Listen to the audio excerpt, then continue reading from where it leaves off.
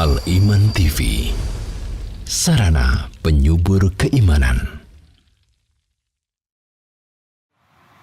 Assalamualaikum warahmatullahi wabarakatuh.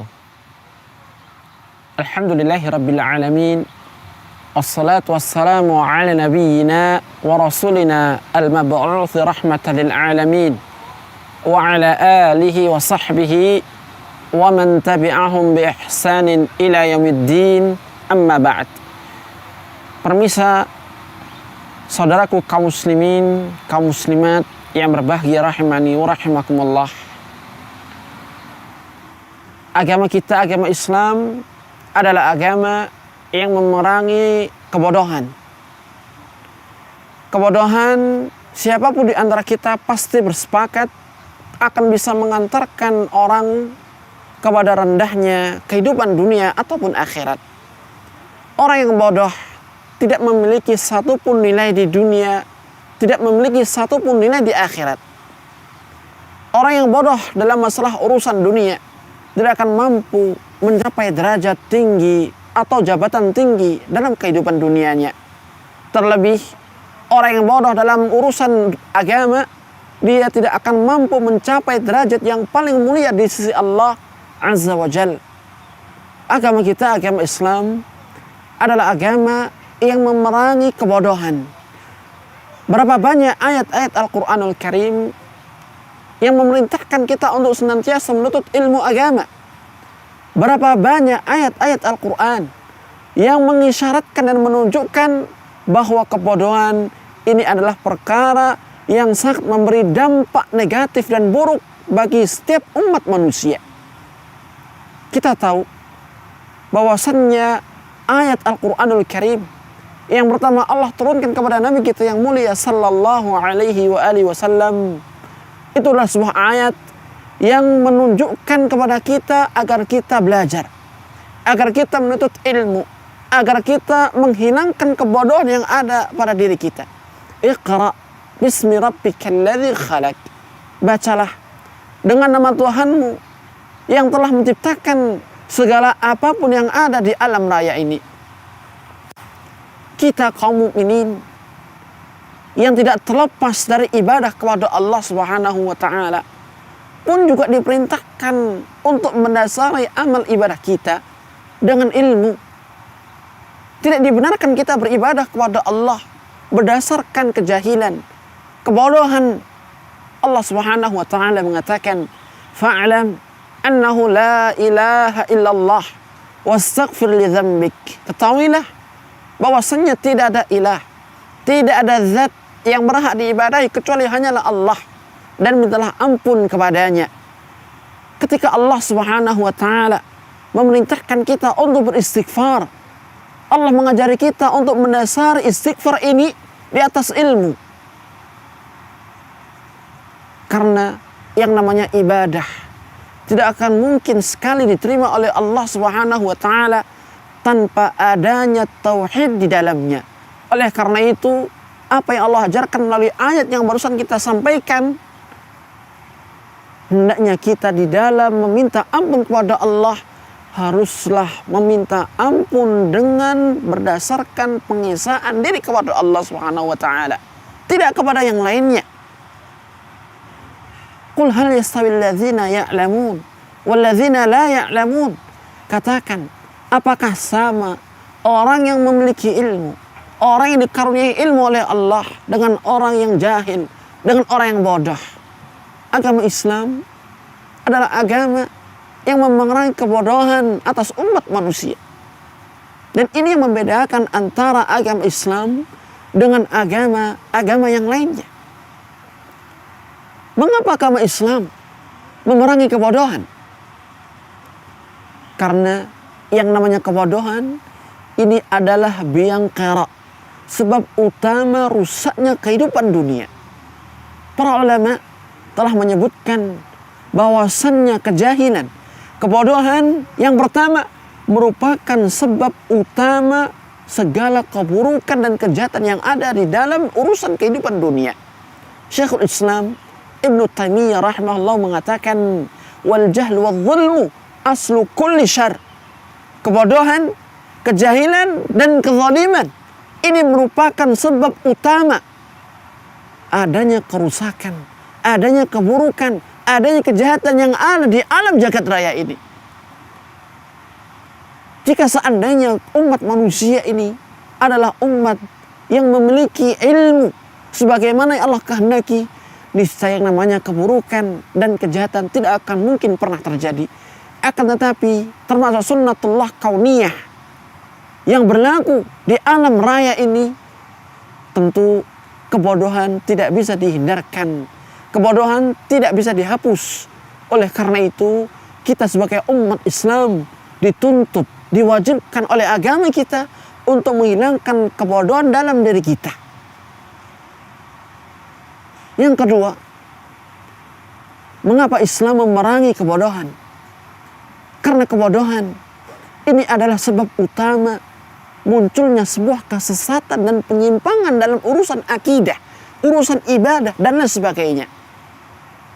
Tidakkah kita mengamati dan menghayati sabda Nabi yang mulia sallallahu alaihi wasallam sebagaimana yang dikeluarkan oleh Imam Bukhari dan juga Imam Muslim dari sahabat Abdullah bin Amr bin As, bahwasannya Nabi kita yang mulia alaihi salatu wassalam mengatakan, innallaha la yaqbidul ilma intiza'an yantazi'uhu minal ibad walakin yaqbidul ilma biqabdil ulama.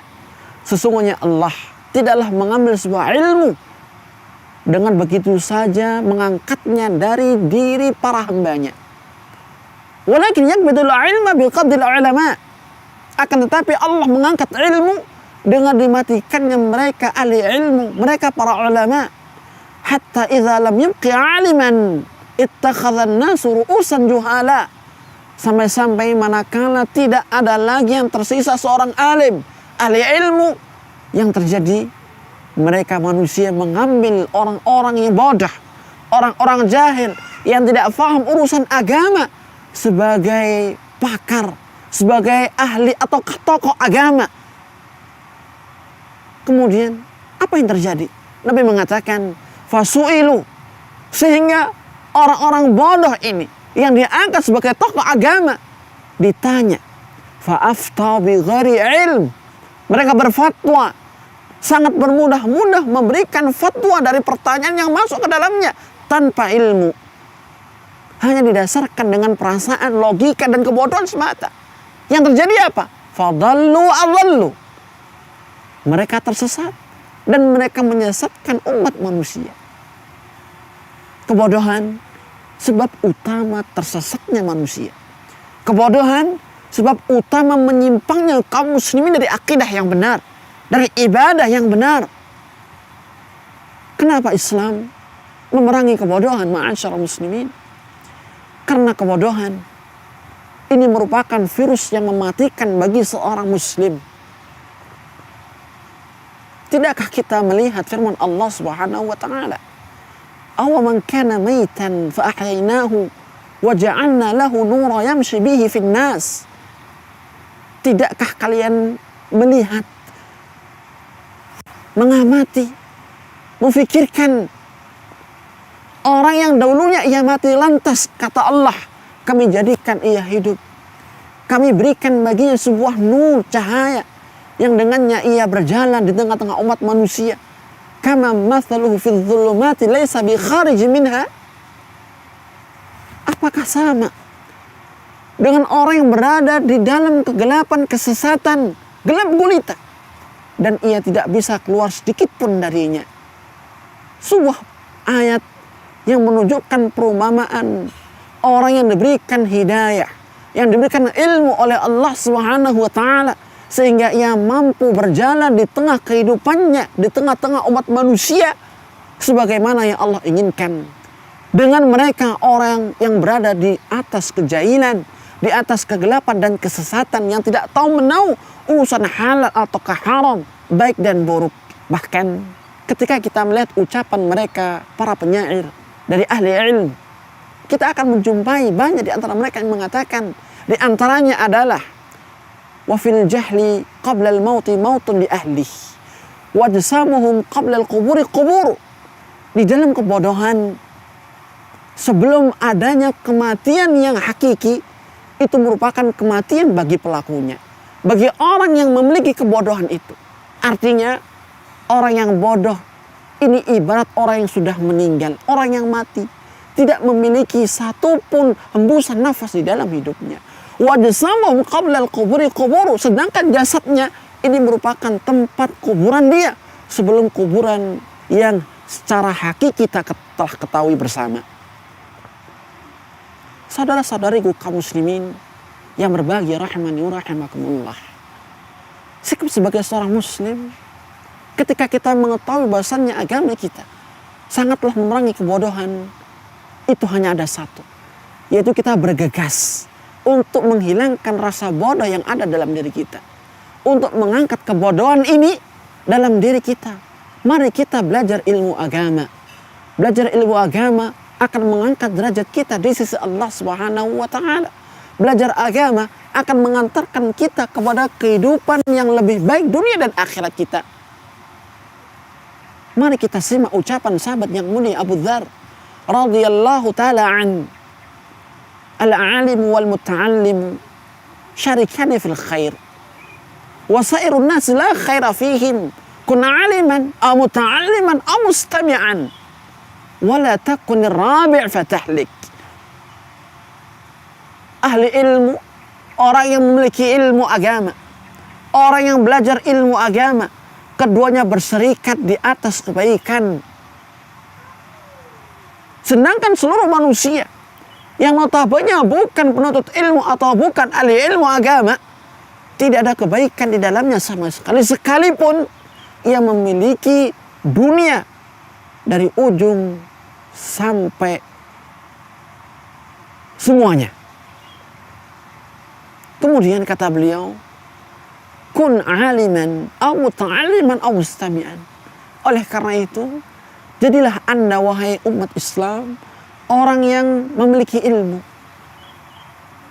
Jadilah penuntut ilmu, atau jadilah kamu ya pendengar setia dari majelis-majelis ilmu yang ada, sehingga Anda bisa mendapatkan kebaikan dari ilmu tersebut. Janganlah Anda menjadi yang keempat. Yang dimaksudkan oleh sahabat Abu Dzar itu adalah orang yang bodoh. Fatahlik, sehingga nantinya kamu akan binasa. Binasa dunia dan juga binasa di akhirat. Sebagai penutup, marilah kita simak ucapan yang sangat indah oleh Al-Imam Ibnu Qutaibah yang beliau mengatakan, la yazalul mar'u aliman madama fi talabil ilm. Seorang itu akan senantiasa dikatakan sebagai orang yang memiliki ilmu, ahli ilmu, selama dia belajar menuntut ilmu agama. Selama dia belajar menuntut ilmu agama, ia masih termasuk ahli ilmu.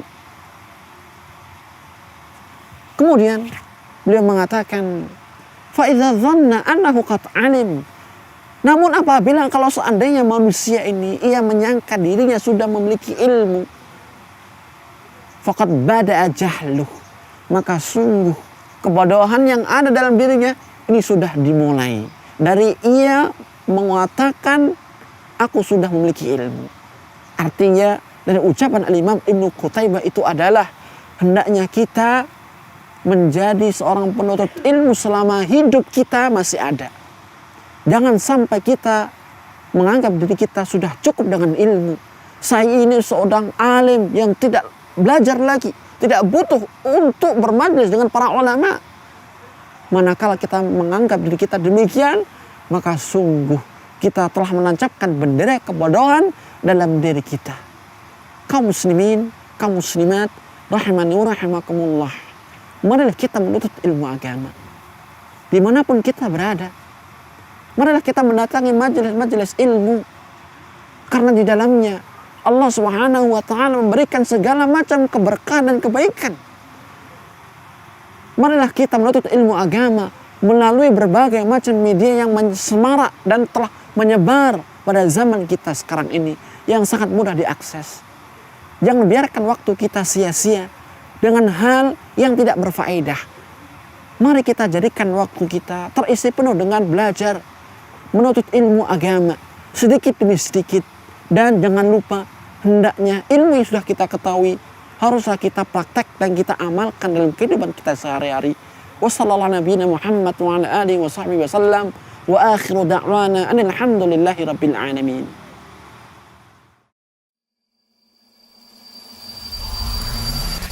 Al-Iman TV, sarana penyubur keimanan.